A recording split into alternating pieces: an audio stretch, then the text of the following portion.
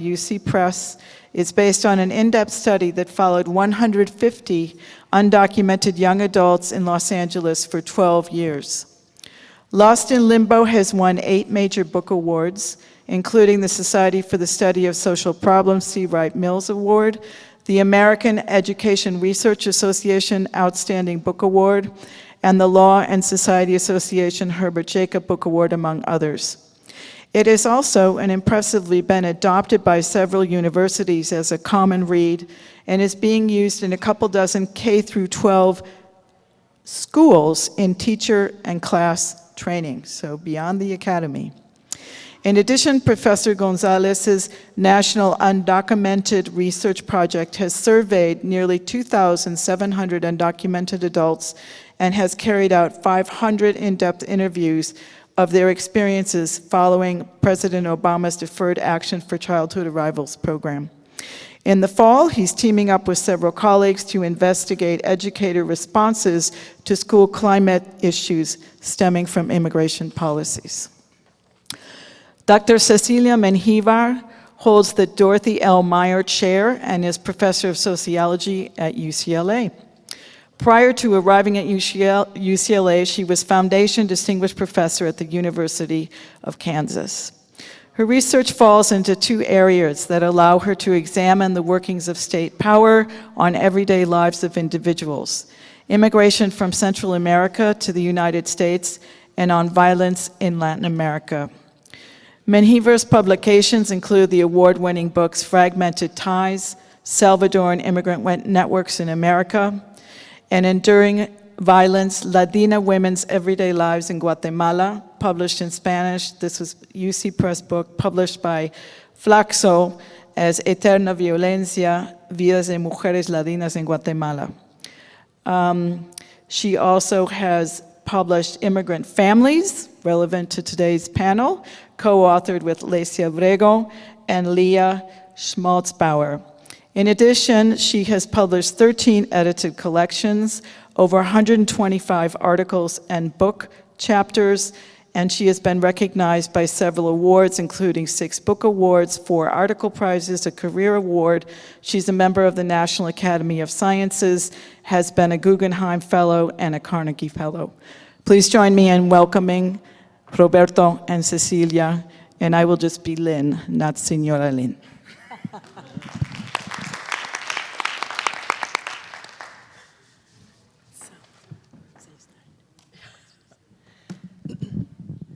So one of the great things about these presidential sessions is they can be really flexible, so we can have a conversation. So at Roberto's suggestion, we thought it made sense to begin. I'm going to ask you both, what prompted you to get into the work that you're doing with immigrant families? How did it start? In my case, I've been doing this work since I did my dissertation. I think in both of our cases, the work started with our respective dissertation work, except that mine goes much farther back. And I lived in California when I started my dissertation work at a time when Salvadorians and Guatemalans were fleeing the civil wars in the 80s and were finding no relief here in their efforts to seek protection. And so that impacted what I did for my dissertation and what I have continued to do, because for my entire career I have focused on Central American migrants and Central American migration in general. So I think, and I'm from El Salvador. I was born and raised in El Salvador as well. And so issues of the Civil War were very immediate, and I wanted to see what, my original question was to see what all these immigrants, Guatemalans and Salvadorians, did to manage life in the United States when the government did not offer them what could have been a refugee or asylee protection. And so that was an initial question I had many years ago and has evolved in other forms over the course of my career. So, but that's how it started. Thank you.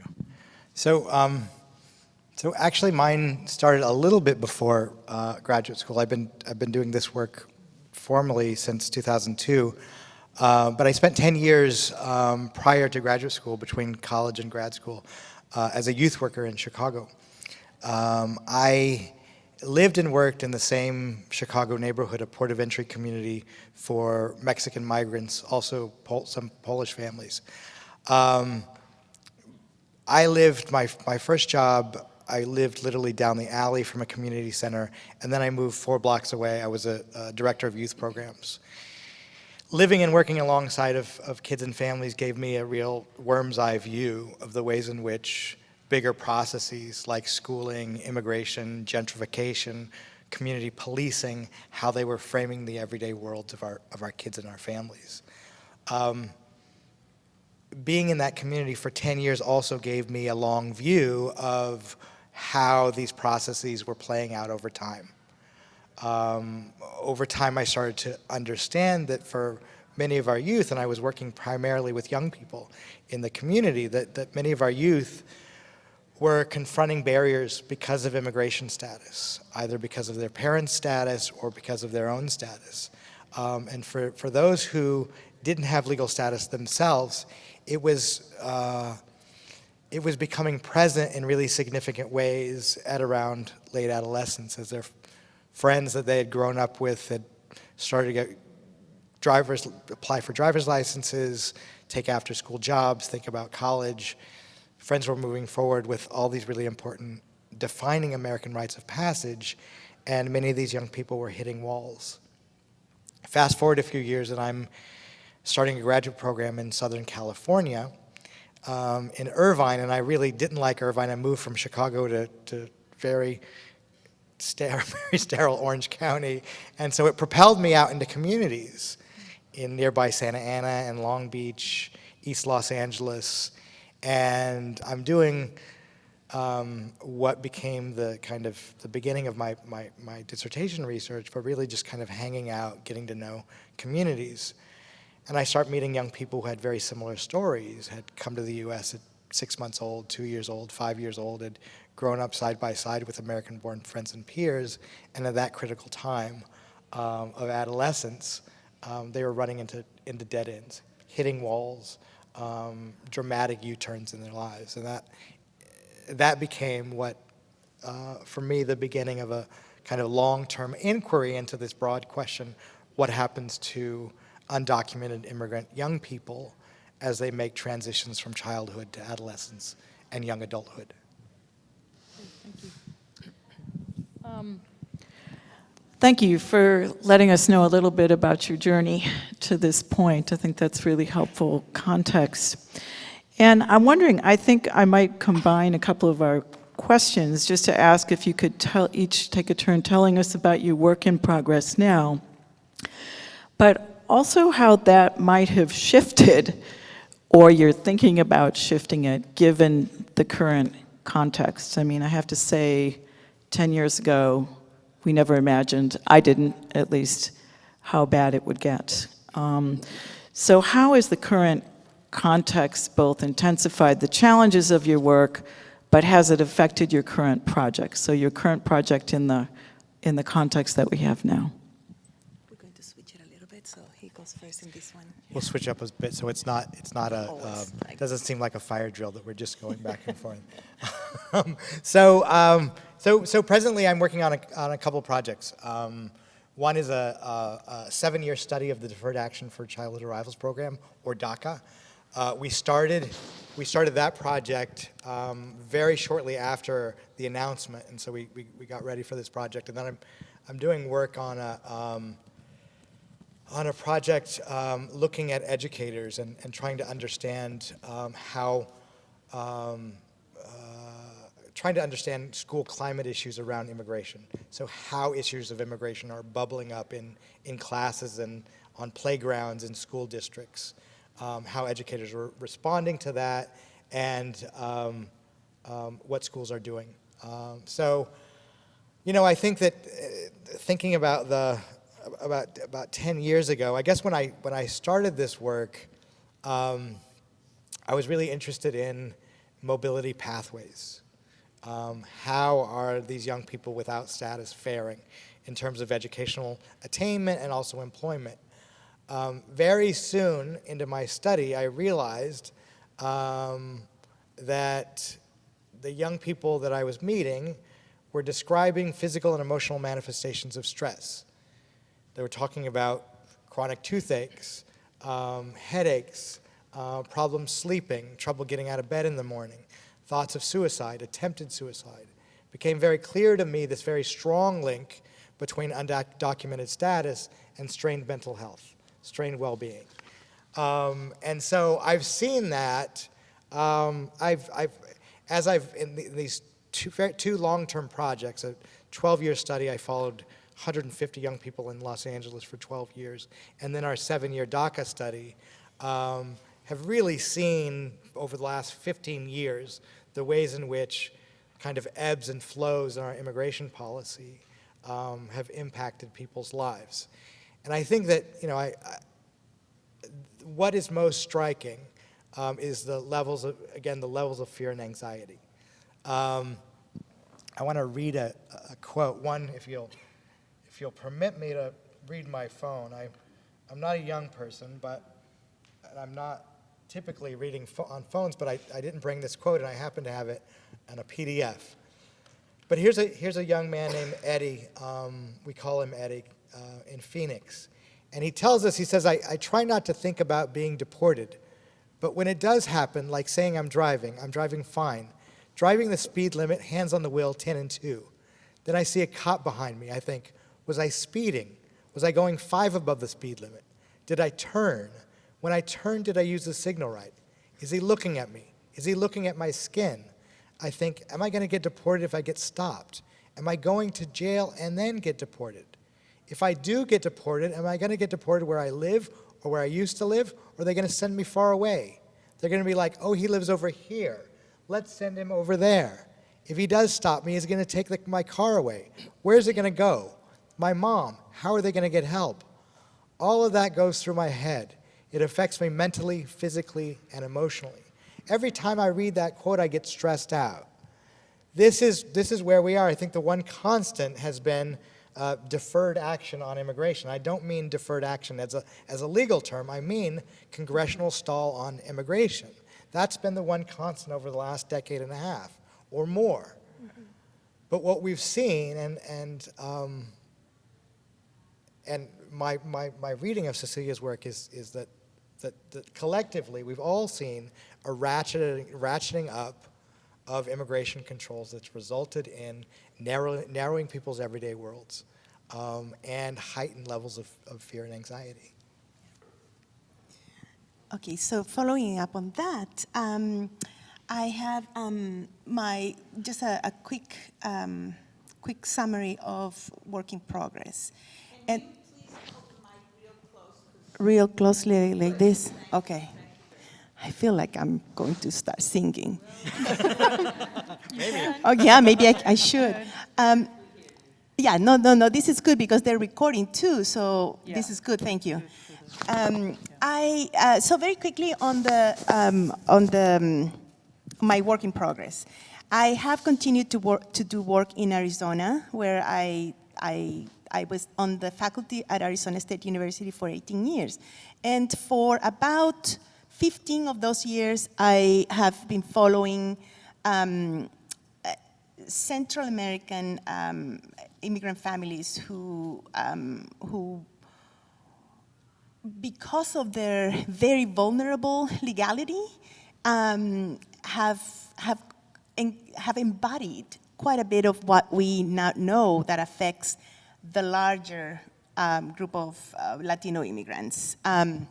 So I have continued to do some of that, but I also have projects that have come out of that or have come to me in some way. So for instance, I have been involved in conducting a nationwide survey of immigrants, Salvadorian and Honduran immigrants on TPS, on temporary protected status, because organizations, Carecen and Endilon, needed information on TPS holders to be able to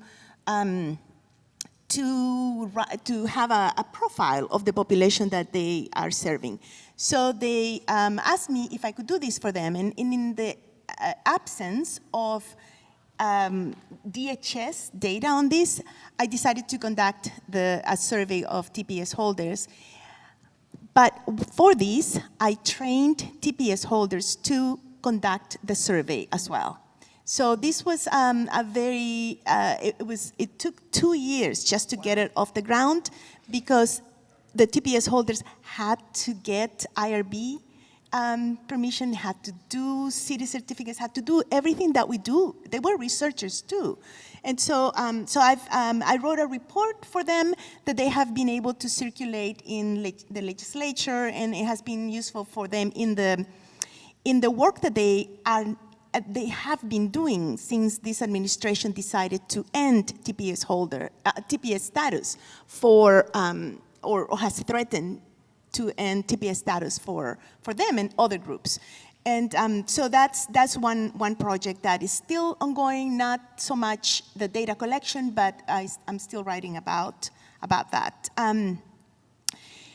I also have a project that came out of my work in Guatemala, and that is a project on gender-based violence in Central America.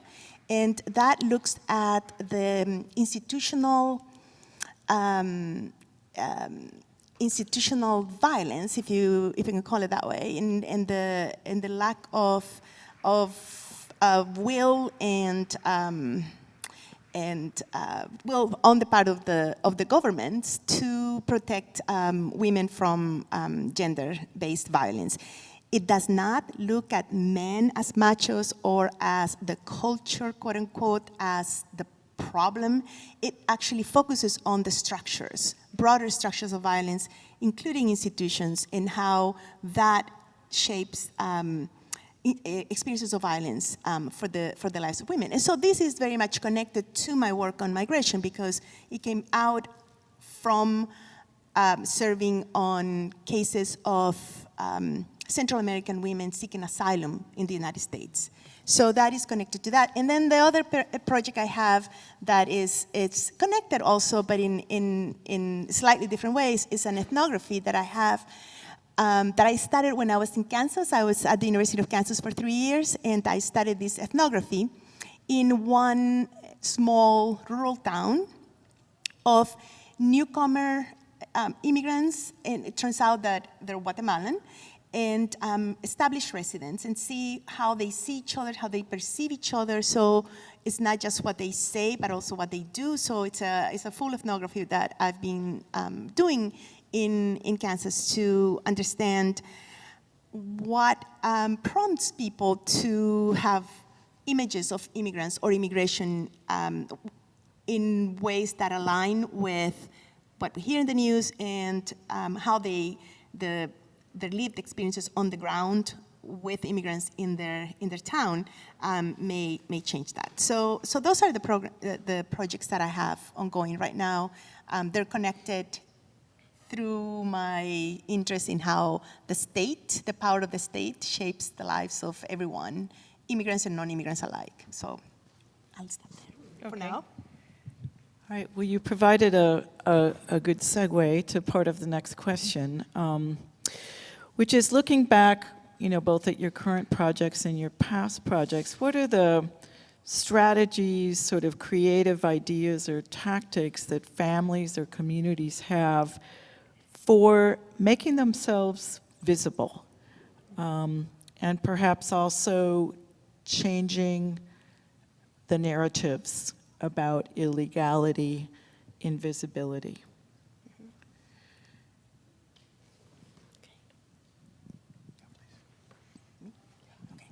I think I would like to add a little bit more about my work in terms of, before I respond to your question, because I think it is very much related to the work that I've done.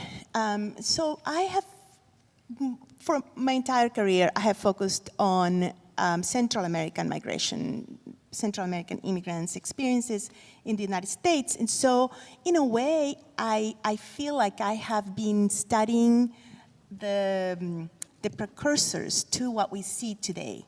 Because for Central Americans, experiences of family separation, of unaccompanied minors, of very unstable and uncertain legal status have been really the hallmark of their experience in the United States.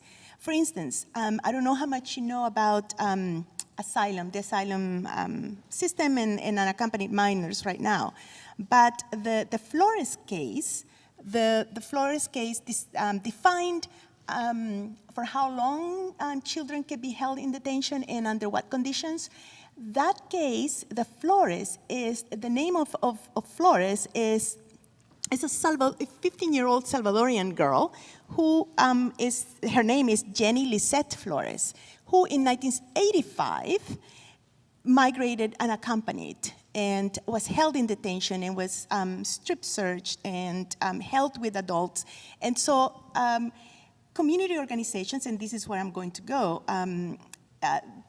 argued the case and actually won and changed the conditions under which children can be held in detention. Of course, this administration is trying to reverse the Flores decision. But just to give you a sense for what studying Central American migration has meant, another example is that studying this population also has given me theoretical tools to understand and to put in context what has come with this administration. For instance, it was based on the experiences of Salvadorian TPS holders. El Salvador was the very first country designated for TPS. And I see TPS as a precursor to DACA in many ways. It's very similar. It was the experiences of Salvadorians and also Guatemalans who were in very unstable legal statuses, and later Hondurans who also were, Honduras was designated for TPS in 1999. It gave me the empirical material to think about the concept of legal liminality, for instance, the in-between, that gray area between documented and undocumented status, which has now become a signature of most things that not only the United States, but other countries in the region and across the world are doing, expanding temporary statuses instead of providing permanent settlement for immigrants. And so in a way, I was not prepared, of course, for what actually came, but the experiences of Central Americans gave me something to hold on to make sense of what is happening now. So. Oh, I forgot your question. I'm going to go to that one. I did not want to take too much. Okay. Yeah, I can pass it back. Yeah, so I wanted to give a little more context also. I think that what Cecilia said, I think, is really important. Over the last decade or so, we've seen, last two decades probably, a tightening of immigration controls we've talked about. We've seen a gradual loss of rights for non-citizens, and this proliferation of semi-legal statuses. And I think that's created what we have today. I think the Trump administration is much more anti-immigrant. I think that's a qualitative difference between what we're seeing between the Trump administration and Obama before. But let's be clear that this didn't start with Trump, that there's a lot of continuity in immigration controls. Let us not forget that under the Obama administration, almost 3 million people were removed from this country. If we look Obama, before that Bush, before that Clinton, we see, a kind of gradual kind of increasing, a ramping up, if you will, So the Trump administration inherited this immigration machinery. Up until now, we've been telling a very strong structural story, and it is. Right? I think that make no mistake. I come down. I think in a similar way, come to similar conclusions, and I argue that illegality is a master status. This older kind of sociological term, master status, that typically refers to, we think about gender or race as master statuses, but the idea, right, that this one trait or experience that dominates or overwhelms all others. And I think that we've seen that in this contemporary period, not just in the US, but globally. But I think that we would also be remiss if we didn't talk about questions of agency, of self-determination. Certainly my experience in Chicago, I understood very, very crystal clear terms that despite all of the barriers, despite the ways in which immigration controls were narrowly circumscribing people's worlds, sowing fear and anxiety, that kids and their families found ways.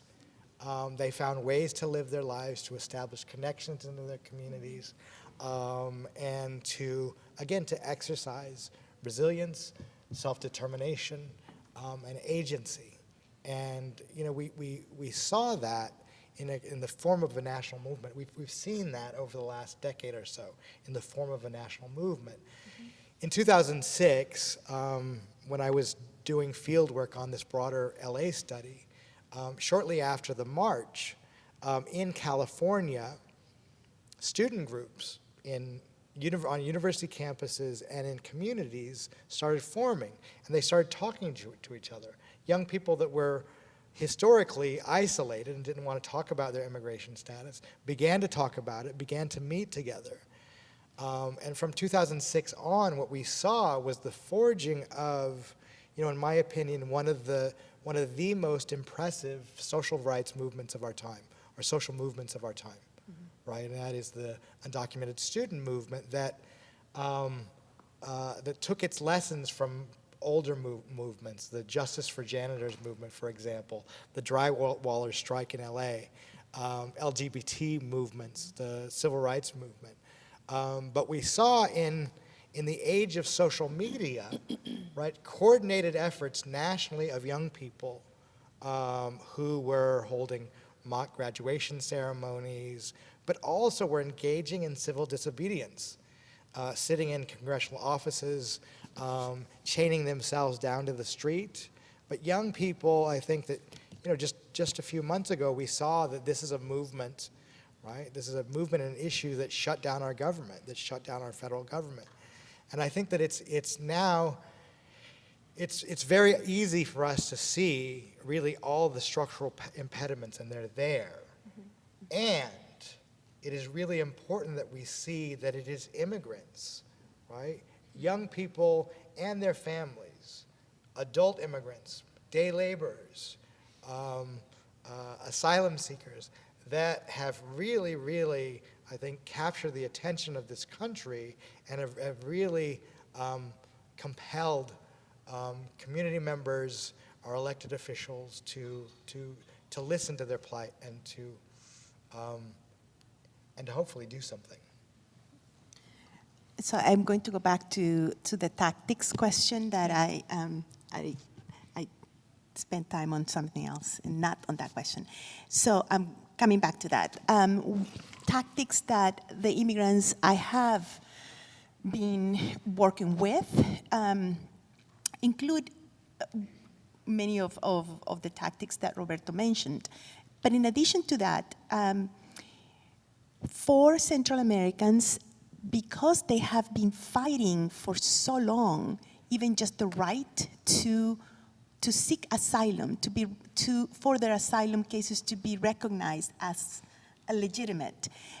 We can go back to the sanctuary movement, which started in Tucson, Arizona, when a community of religious people recognized the plight of Guatemalans and Salvadorians and and call attention to immigrants who were largely invisible at that time, even at the time when the United States was creating the conditions that these migrants were fleeing from.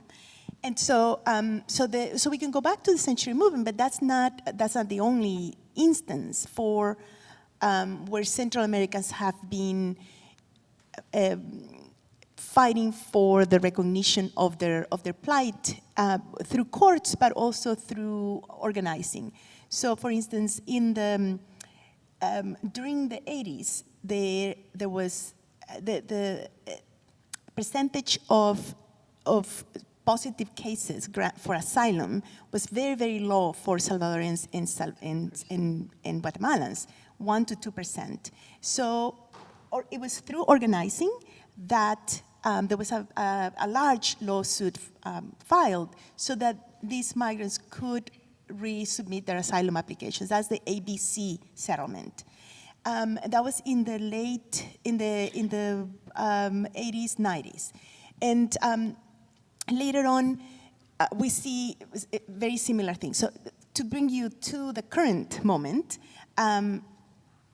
many of the organizing efforts that we see that Roberto mentioned have been part of the experience of Central Americans. So, for instance, they have organized day laborers, they have organized the drywallers, they have organized in the communities where they live. They also organize at a more neighborhood level, and they're pretty efficient in that respect, in my view.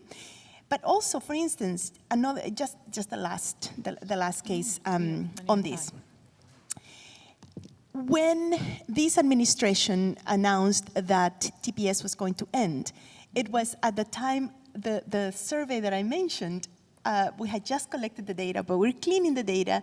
And at that point, I stopped. I didn't know what to do with the data collected because the original idea for the survey was to write a profile of temporary protected status holders to ask for support for this group to be moved to permanent residence. With this administration, that could not be done anymore. So I stopped and I contacted them and I asked them what to do because we had the information now and I was going to write the report. And they asked me to continue and they were going to just use it for another purpose, in their mobilization to not end TPS. And so what they did was something that is really quite amazing. They started organizing, they formed groups. This all started happening since 2017. They organized the National TPS Alliance, which now has representations and committees throughout the country. There are 60 committees now. And it's they have national meetings, national convenings in Washington, D.C. They organize vigils, and they continue every day to contact Congress people, to contact anyone who will listen to them, to support them. On both, now the goal is two-part. On the one hand is to not end the TPS designation for these countries, but at the same time to continue to fight for permanent residence in the end. So I think it's the efforts of community organizers and all the people who make incredible sacrifices to participate that I think are the tactics that I've seen for over 2 decades working well. Great. I wanted to add to that question a little bit. A lot of times in this country, when we look at national politics, it feels difficult and futile. And there's been a lot of talk about the importance of place, local place, and sort of strategies and connections there. I wanted to ask each of you in your work, have you found important differences or important characteristics related to the different sites that you have worked? And in terms of the social movements that we're talking about, how are DACA or Central American families connecting with non-immigrant parts of local communities? What kinds of alliances and solidarities are there? And I'm sure there are challenges and tensions that come out of that work, and some of those are local. So sort of two questions: the importance of place or sort of unique local or particular cities, and then how about constructing alliances? What's worked? What are the kind of challenges and successes in that kind of work?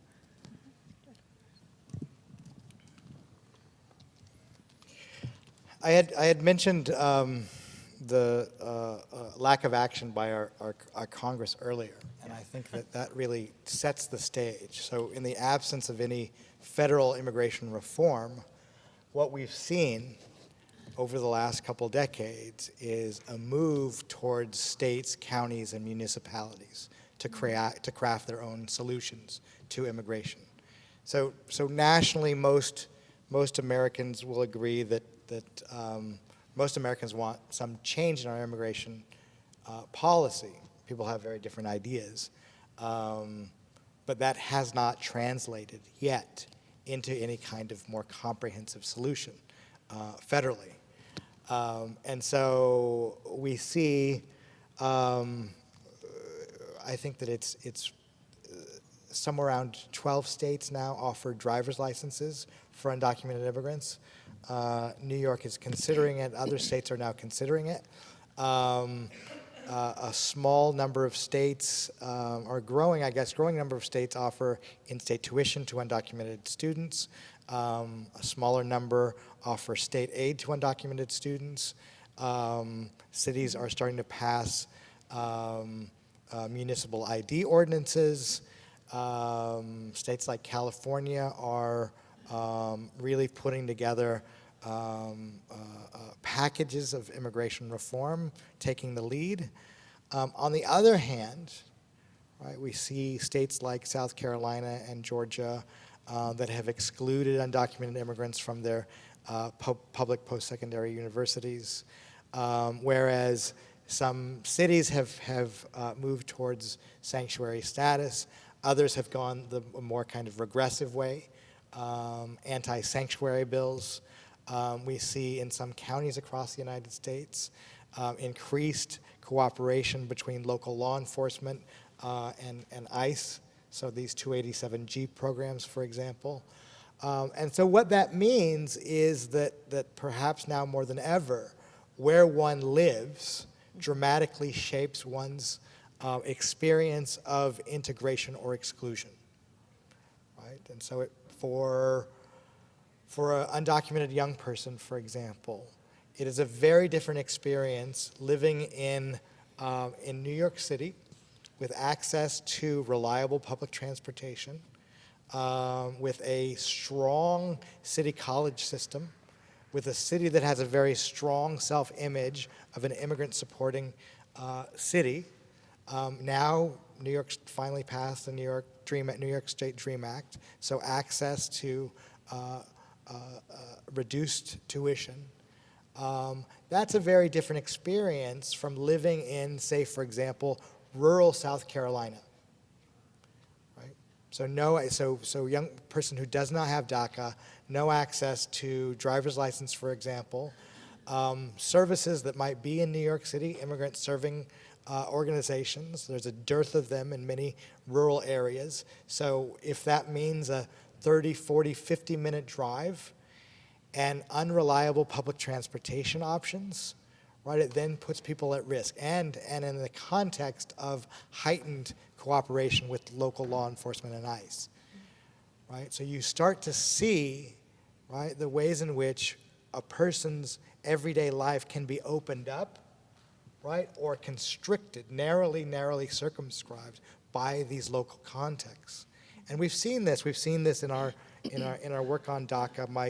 My study in Los Angeles and to see California really moving ahead, right? But some of these policies in place in states like Arizona, South Carolina, Georgia, for example, where we've gone the other way, and it's had a major impact, not only for a young person with DACA, but for that person's entire family.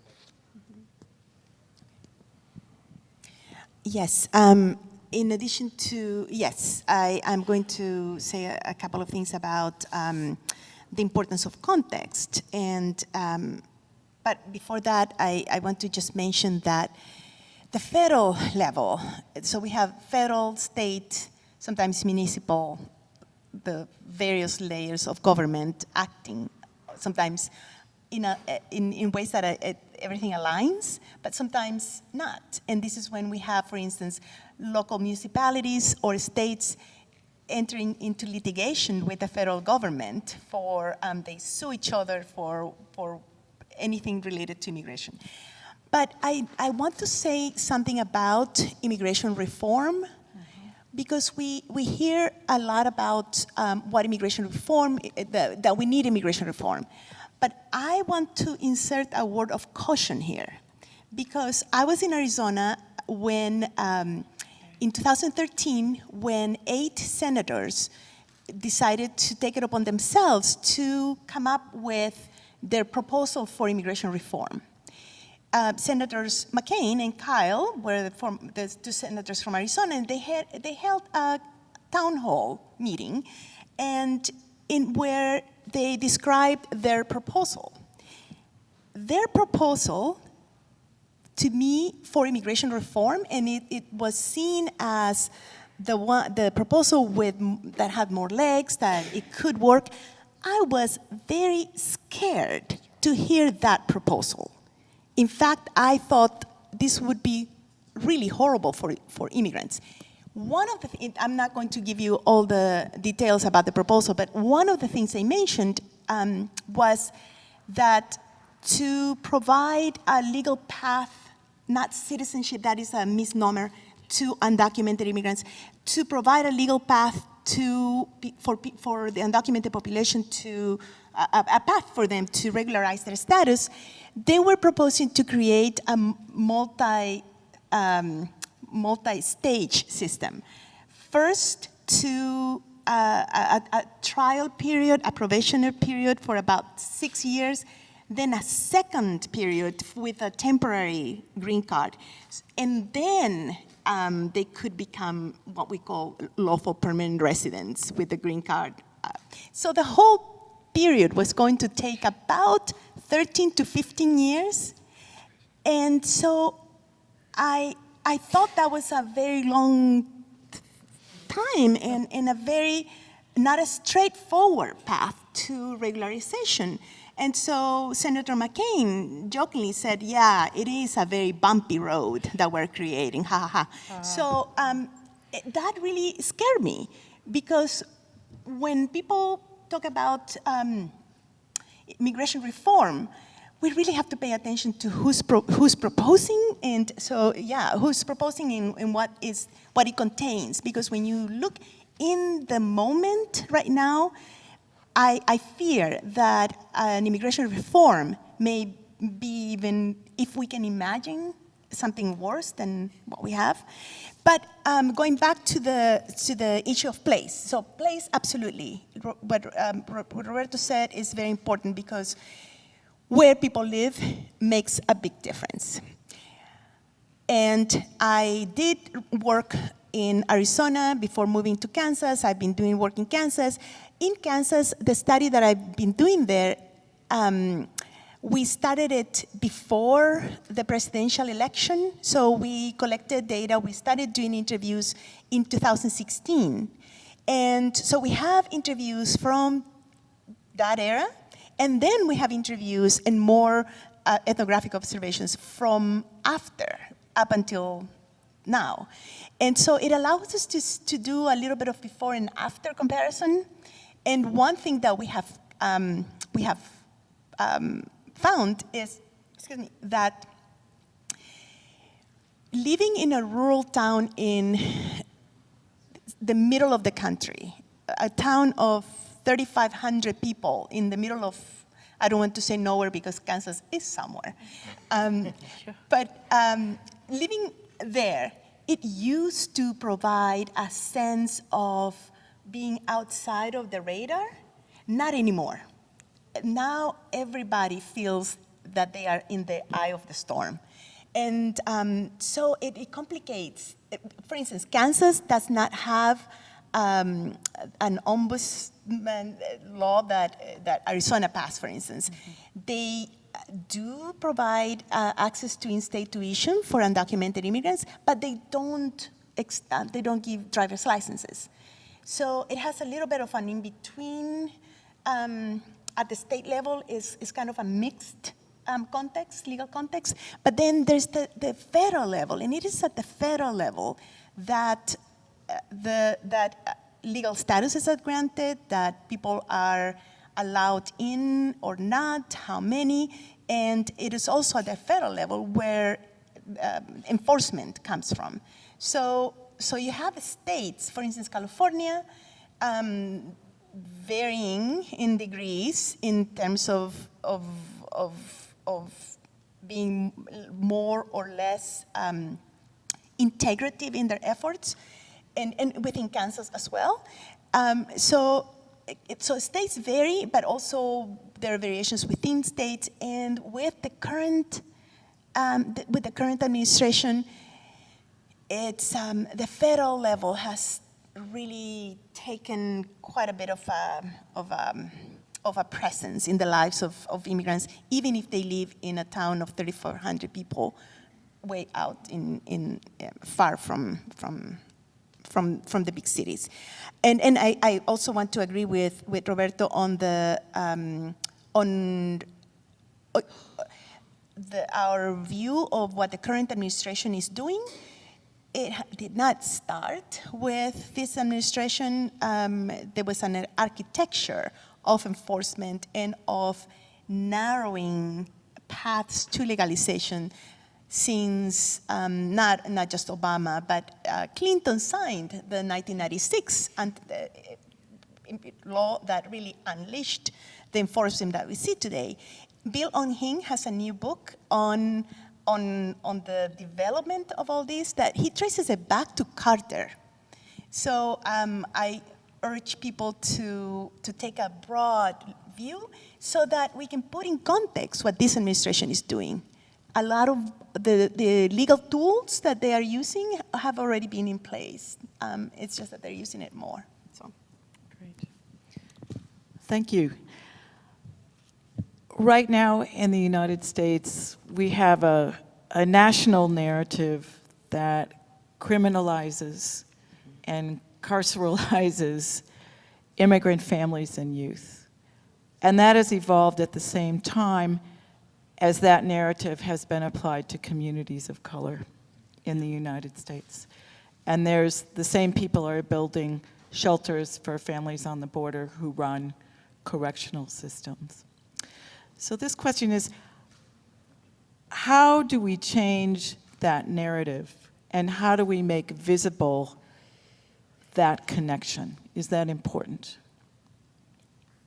The connection between the way we have criminalized communities of color in general and what is happening in the prison industrial complex, and the connection, that is another historical connection, as you were pointing out, with immigration policy to Carter, but that's another sort of historical connection that's a part of the narrative that we're facing. So is it important to make that connection visible? And how do we change that narrative? Or is that not the place to look? And do you have other ideas about where we should be focusing our energy? I kind of threw that one in. I guess that was not on the list. Yes, that's very good. Anybody want to take a shot? Okay, I'll just take a quick shot. I think it is very, very important, relevant, and actually very critical to highlight those connections between the criminalization, the penalization,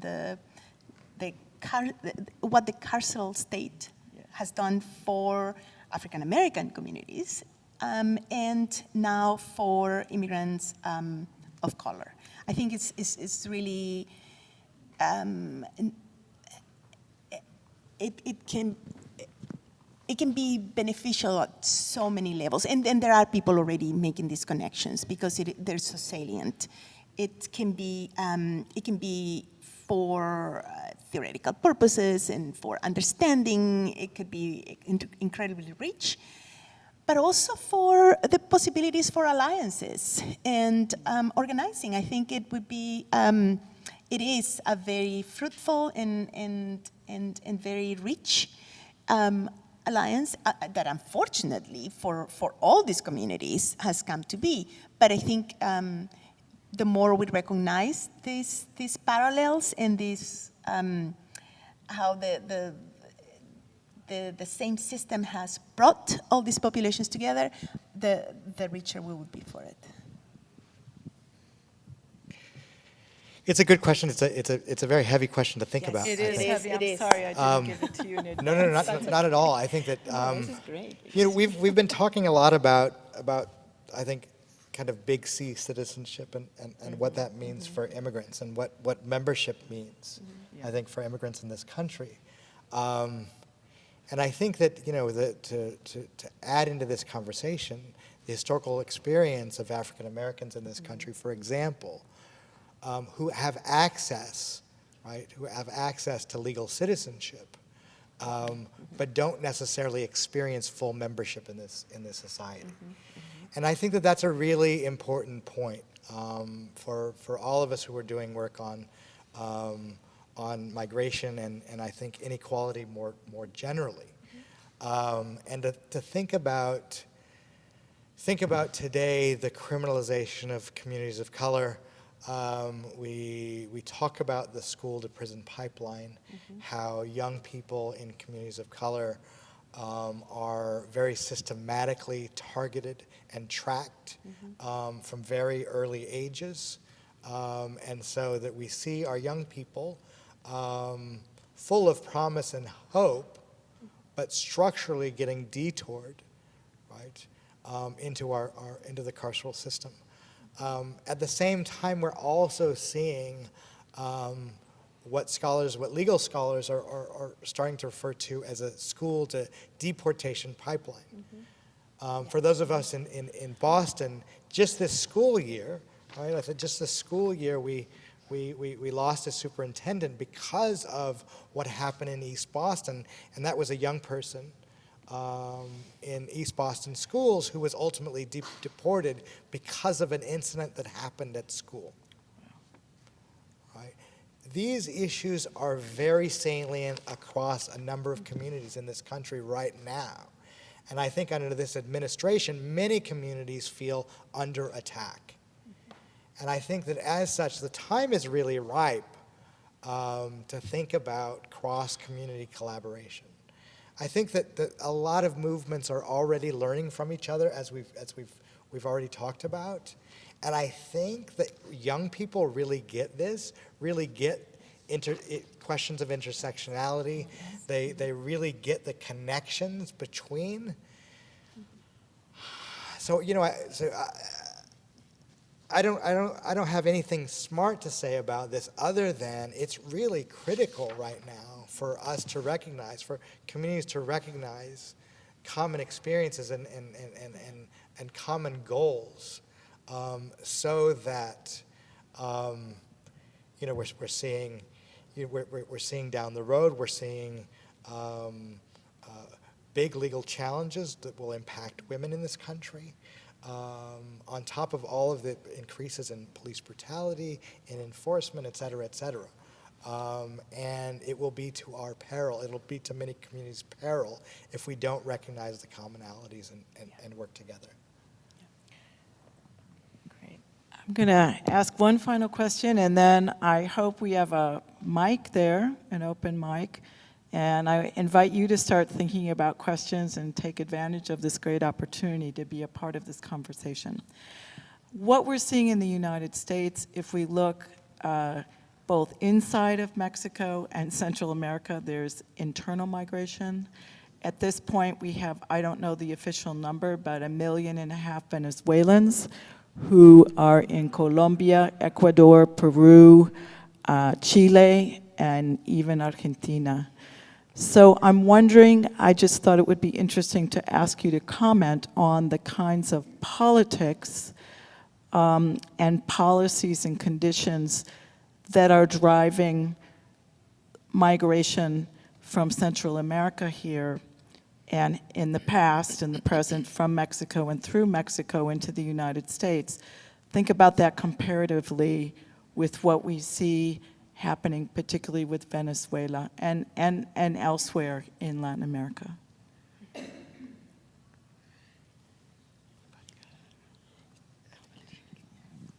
Yes, I think there are many parallels, and they are important because we, living in the United States, we tend to think that everything about migration is happening in the United States, but it's not.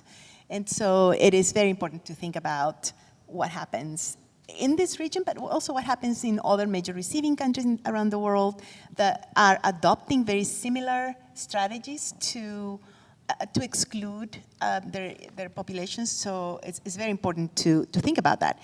One connecting thread that I see is that governments and states do not act in isolation when they create policies of reception, of migration, or of transit. So very often these are done in conjunction with a powerful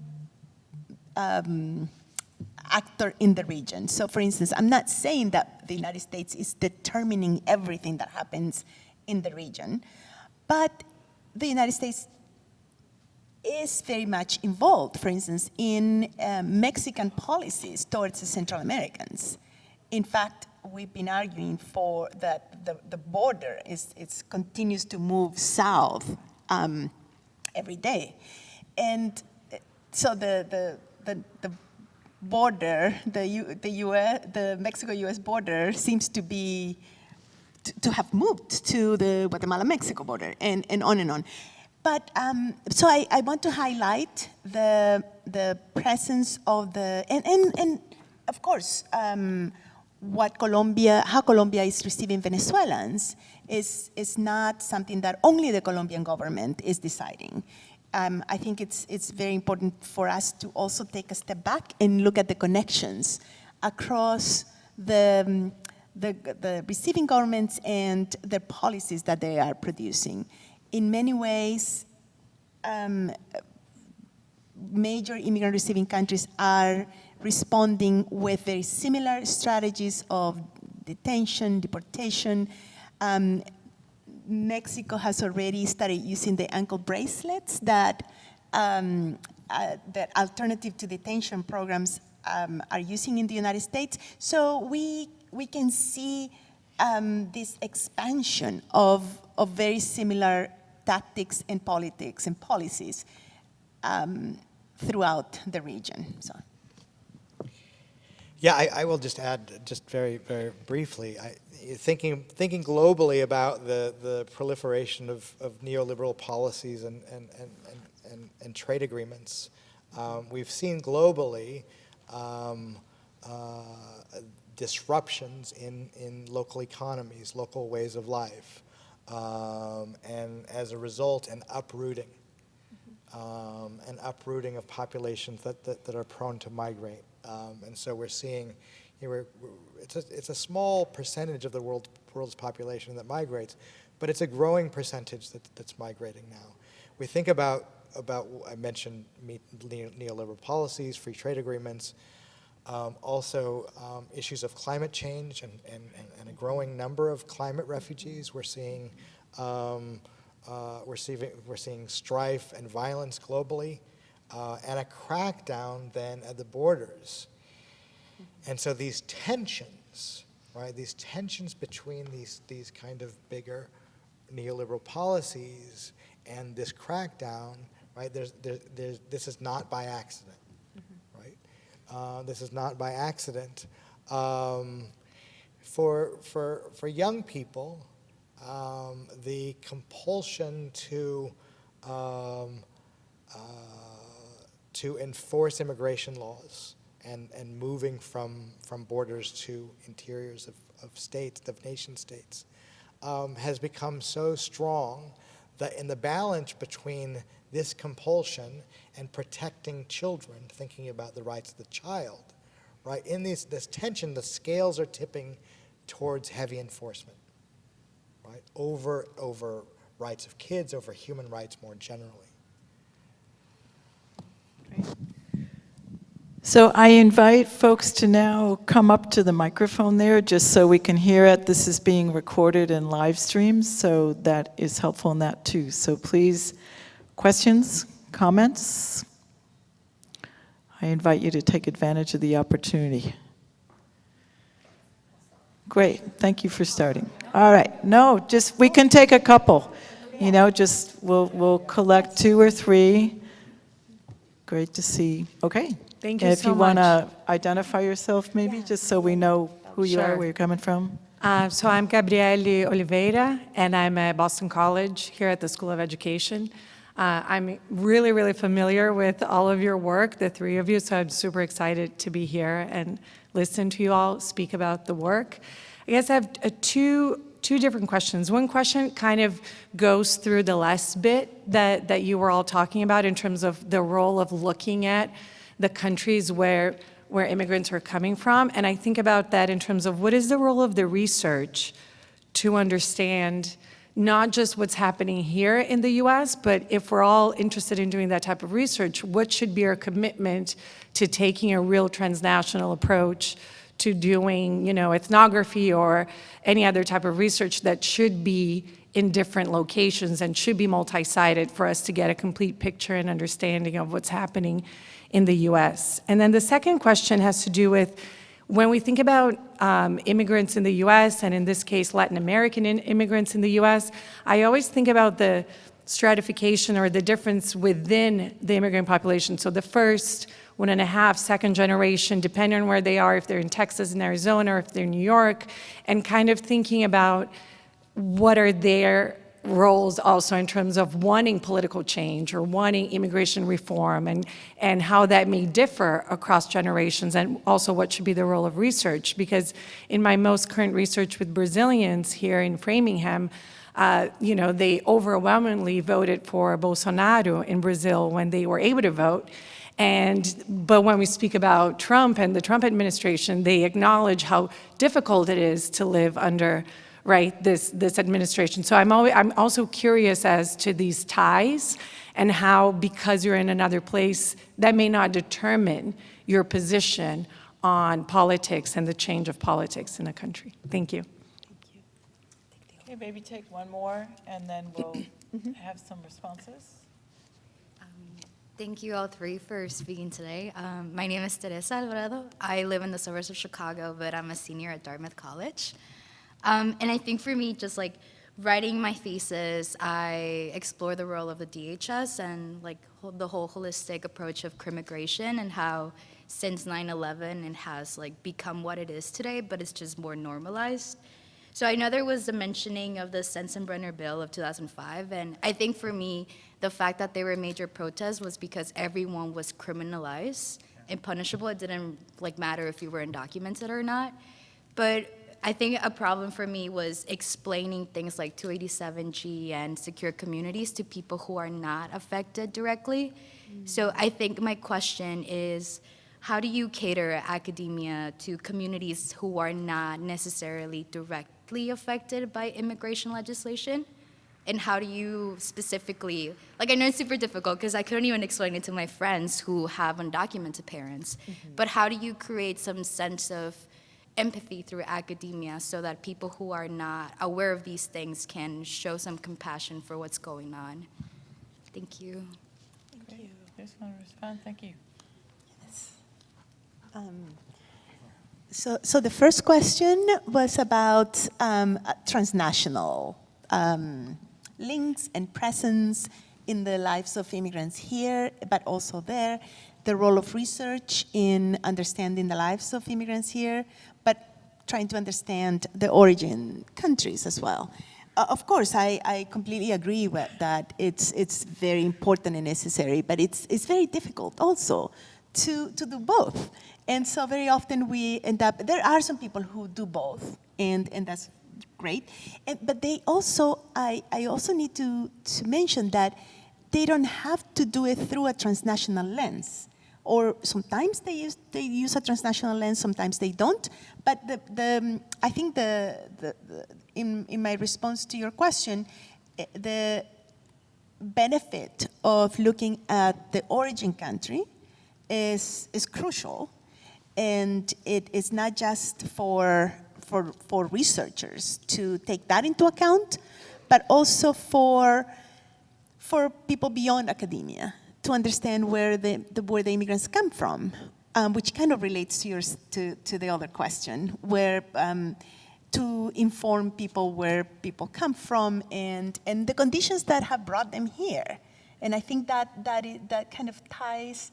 So this is why I mean that it can be done through a transnational lens, but it can also just be bringing history and geography together to inform not just what we do in academia, what our questions are, but also beyond academia. For instance, to understand country conditions for people who are seeking asylum. I think that's very crucial to do, so that judges and people in the justice system can understand where people come from. So that's taking it outside academia as well. I hope I made sense in my response. Wow, so these are really great questions. Let me see if I remember most of it at least. The first question on the role of research, I think, is a really important question, I think, today. And for us as researchers to think about the role of ethics in the work that we're doing. And so that cuts many different ways. What is our role within as researchers studying communities in partnership with communities during this particular political moment? Mm-hmm. Right? We certainly want to provide opportunities to shine a bright light on what is happening today and the ways in which it is impacting people's lives. But we also want to be careful that we're not doing any damage, right, in our pursuits of knowledge of science, of trying to get a real understanding. So we've got to be very careful in communities. The transnational question, I think, is a really good question. I think it's a difficult question to answer. Martha Franco, who's in the audience there, I just noticed that you're there as a student of mine. But she and I and others are just wrapping up a book project looking at undocumented migration in the US, the EU, and the UK. And we've taken a kind of first stab at this term, putting together various things that we're calling the illegality assemblage.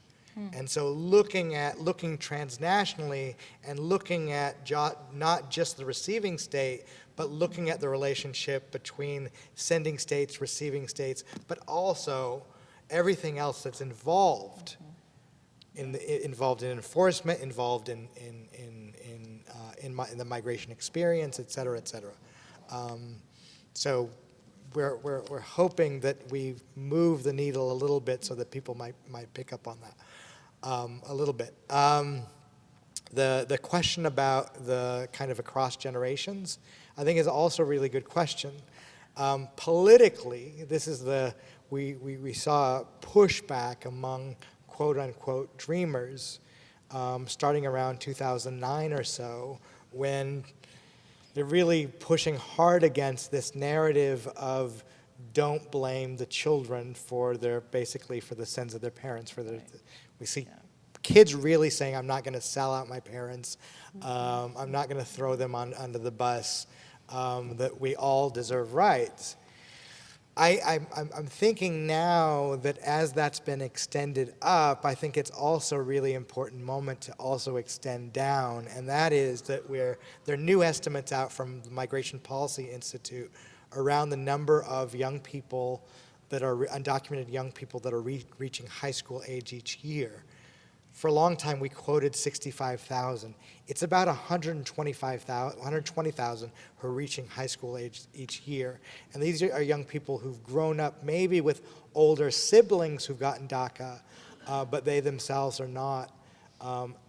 This is a much bigger population, I think, than most of us thought. And this is a population that's coming of age under arguably harsher circumstances.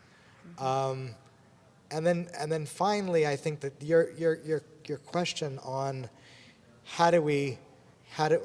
my paraphrasing, how do we shine a bright light on what's going on to communities that might not be aware? And I think that my answer as a scholar is to do my best to carry out rigorous social science research that speaks directly to the issue. And then I think that all of us on the panel have done really, I think, important work of connecting that research to other audiences. And I think that's the important part, is to find those vehicles to other audiences so that we can amplify social science research findings. Thank you. All right, we've got time, I think, for one or two other questions. Is there anyone else who wanted to approach the mic? Okay. I feel like mine's going to be hard because I couldn't answer this question when I was asked. So I'm Dana Sanchez. I'm a postdoc at Brown, and I worked with Leo. So he's a big fan of all of you. You work with who? Leo Chavez. Leo Chavez. Yeah, so I should ask him. Are you Leo's student? I'm Leo's student. We've been connected. Yes. But so it's like all of the greats are in front of us right now. So it's pretty amazing. So I wanted to know about the future. What do you see is the future of immigration reform? So as Dr. Menjivar pointed out, we have to be careful when we advocate for that, right? So what do we mean by immigration reform? And like, what will that look like, right? So can we even work within this system that we currently have? As you pointed out throughout the discussion, immigrants have been criminalized, right? So if we're like, we want immigration reform, what does that even mean now, right? Or do we, as I like to say, just dismantle the system, but like then what, right? So what do you see as that? And like as an educator, I'm interested in that question as well, because then we have all of this great research that you've all produced, and then many times it leaves us all in despair, right? So what do we tell our students? What's the future? What does that look like? And how can they, because many of the times we name, or you've named, you've given names to the issues that they've had throughout their lives, right? As the children of undocumented immigrants, or as undocumented immigrants themselves. So then what can we as their educators do? And what can we tell them that they can do? So you've also written about how the youth organizers are the ones that have brought about many of these changes, right? So DACA, for example. So is it keep organizing, become lawyers, dismantle the system, be an AOC? So that's my question. Great. Okay, and one more, and that should leave us just enough time. Mine sort of dovetails off that, which was if you could speak a little bit more to your work in the classroom and how that research gets integrated into curriculum. And even so, thinking about how you can integrate it into classes that maybe are not like Latino study, you know, right? Like how can we move outside of those kind of courses where it's seen as more natural to incorporate, right? How can we get a broader? You want to slip in one more quick question? And then we'll have about 3 minutes apiece for final synthetic responses. Hi, my name is Annalise Gardella, and I am sort of in between programs. I'm coming from the University of Arizona and moving on to the University of Oregon. And the University of Arizona, like ASU, is probably a prime example of the ways in which the university system is complicit in perpetuating these structures at the university level, especially with the case that happened just a couple months ago in which Border Patrol was recruiting on campus, and 2 students protested that and were charged by the university with jail time. And that gave the faculty a sort of unique position to, especially the faculty from the departments that those students pertained to sort of take sides with the university or take sides with their students. So my question is, as educators who pertain to these structures that are replicated at the university level, they're complicit in this very violent system, how can we support our students, and how can we, at an institutional level, challenge those structures? Thank you. Yes, wow. Okay. So Yeah, 2.5 minutes. 2.5 minutes per person. Okay, in 2 minutes, or 2 minutes. maybe I can have 15 seconds. No, very quickly. The future of immigration reform. You know, if you think about it, according to this administration, this is immigration reform. So we have to be so careful about who is proposing the reform and what are they proposing. So I've been, since listening to McCain and Kyle, it just really crystallized it for me. So what to tell people, I think at this historical moment, continue all the things that you said at the end.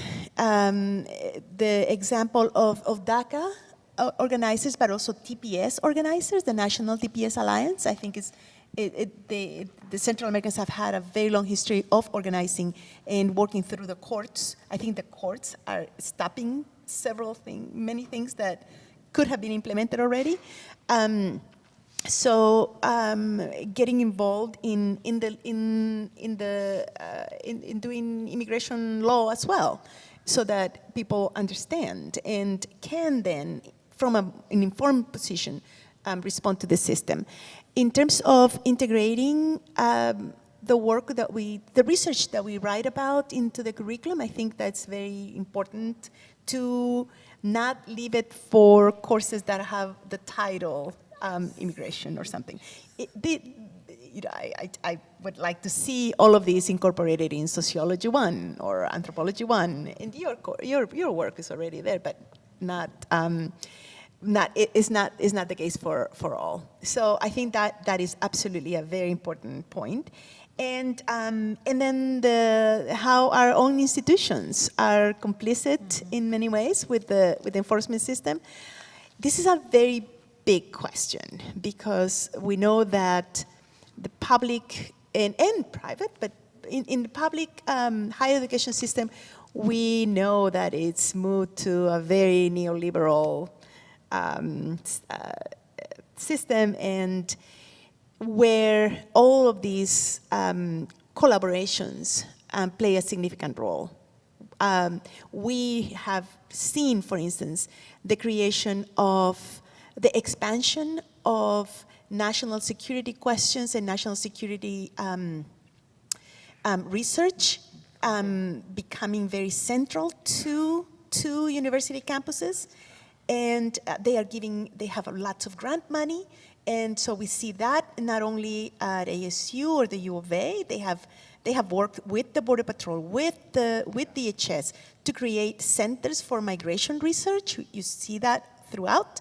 So, in efforts to get grants and to obtain money, because public universities are hurting, and so in that effort, there's this very I'm sorry, 2 minutes. Okay, so the tentacles go far and wide. Thank you. I'm sorry. These are really smart questions that are really hard to answer in a couple minutes' time. Yeah. I will say very, very quickly, before the presidential election, many smart people I know were projecting out to 2026 immigration reform. And so I don't know that we're now even close to that. I think in the absence of immigration reform, I think that the kind of keep organizing, become attorneys, become scholar, all of that's really important. I think we have to remember that politicians like to say that change takes time. right? And we look historically, any structural change has taken years, if not decades, to accomplish. And how do we, those of us who have stakes in what happens to immigrant kids and families, how do we work to meet those everyday needs that people might have? Second, the classroom thing. I'm very Freirean in my approach, and so I think that if we can create classroom spaces that really value or recognize that everybody is a teacher and a learner, and learn from immigrant students in our classrooms, learn from kids in mixed status families in our classrooms, I think that. And then I think that the university issue, I think, is a really, really complicated question. But the reality for many of us is that we study immigrant kids and families. Many of us have immigrant students in our classrooms, right? So we really, we can't ignore this. These are issues that we can't be complacent about.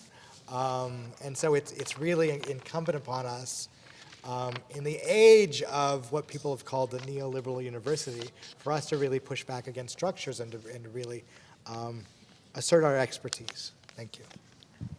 Great. Please join me in thanking Cecilia and Roberto for a wonderful conversation. Gracias a todos. And look for it on the LASA website. You can share this conversation in your classes.